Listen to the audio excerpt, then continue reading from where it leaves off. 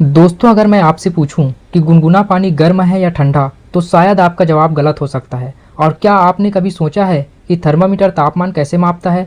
आज सिर्फ 4 से 5 मिनट में पूरा कॉन्सेप्ट इतना आसान होगा कि परीक्षा में भी कभी नहीं भूलेंगे। इसलिए वीडियो बिल्कुल भी स्किप मत करना, क्योंकि आखिर में सेल्सियस, फ़ारेनहाइट और केल्विन का सबसे आसान ट्रिक भी सीखेंगे। तो चलिए शुरू करते हैं। दोस्तों, पहले एक सवाल। अगर एक हाथ बर्फ़ वाले पानी में रखें और दूसरा गर्म पानी में, अब दोनों हाथ गुनगुने पानी में डालें, तो बताइए कैसा लगेगा?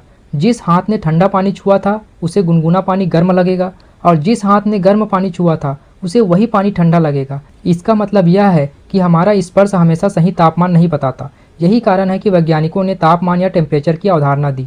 तो दोस्तों याद रखिए, गर्मी या ठंडक का वास्तविक माप होता है तापमान या टेम्परेचर। तो दोस्तों ध्यान रखिए, टेम्परेचर यानी किसी वस्तु के गर्म या ठंडा होने की मात्रा। जिस वस्तु का तापमान अधिक होता है वह अधिक गर्म होगा, जिस वस्तु का तापमान कम होता है वह अधिक ठंडा होता है। अगर एक वस्तु का तापमान 80 डिग्री सेंटीग्रेड और दूसरी वस्तु का तापमान 40 डिग्री सेंटीग्रेड हो, तो कौन ज़्यादा गर्म होगा? कमेंट में अपना आंसर जरूर बताइएगा। दोस्तों, अब सबसे बड़ा सवाल, थर्मामीटर आखिर कैसे काम करता है? देखिए, जब तापमान बढ़ता है तो अधिकांश पदार्थ फैलते हैं। यही गुण थर्मामीटर में भी उपयोग किया जाता है। दोस्तों, एक पारदर्शी बोतल लीजिए, उसमें थोड़ा रंगीन पानी भर दीजिए। अब बोतल के ढक्कन में एक स्ट्रा इस तरह लगाइए कि उसका निचला सिरा पानी में डूबा रहे। अब बोतल को अपने हाथ से अच्छी तरह से पकड़िए। कुछ देर बाद आप देखेंगे कि स्ट्रा में पानी धीरे धीरे ऊपर चढ़ने लगेगा। लेकिन ऐसा क्यों हुआ? आपके हाथ की गर्मी से बोतल के अंदर की हवा गर्म हो जाती है। गर्म होने पर हवा फैलती है और उसका दबाव बढ़ जाता है। यही बढ़ा हुआ दबाव पानी को स्ट्रा के अंदर ऊपर की ओर ढकेल देता है। दोस्तों, इसी सिद्धांत पर सबसे पहले थर्मोस्कोप बनाया गया था, जो तापमान में होने वाले बदलाव को दिखाता था। बाद में इसी विचार को और विकसित करके थर्मामीटर बनाया गया, जिससे तापमान को सही सही मापा जाने लगा।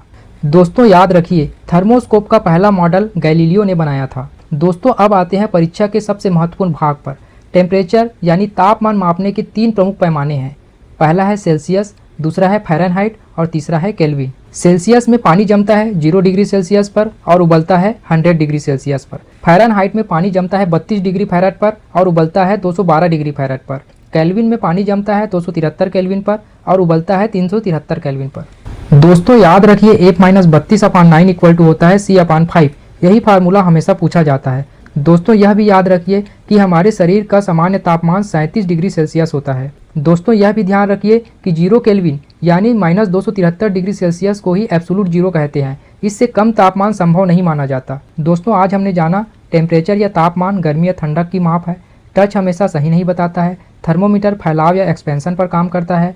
गैलीलियो ने थर्मोस्कोप की खोज की थी। सेल्सियस में पानी 0 डिग्री सेल्सियस पर जमता है और 100 डिग्री सेल्सियस पर उबलता है। फ़ारेनहाइट में पानी 32 डिग्री फ़ारेनहाइट पर जमता है और 212 डिग्री फ़ारेनहाइट पर उबलता है। केल्विन में पानी 273 डिग्री पर जमता है और 373 केल्विन पर उबलता है। 1-32/9 बराबर होता है C/5 और K बराबर होता है C+273। यानी हमको टेम्परेचर सेल्सियस में दिया हो, हमको केल्विन में ज्ञात करना हो, तो सेल्सियस में 273 को जोड़ देने से केल्विन में टेम्परेचर आ जाता है। दोस्तों, अगर आज का पूरा कॉन्सेप्ट क्लियर हुआ हो तो वीडियो को लाइक करें और अपने दोस्तों के साथ शेयर करें, और CG बोर्ड सक्सेस एकेडमी को सब्सक्राइब करना बिल्कुल मत भूलें।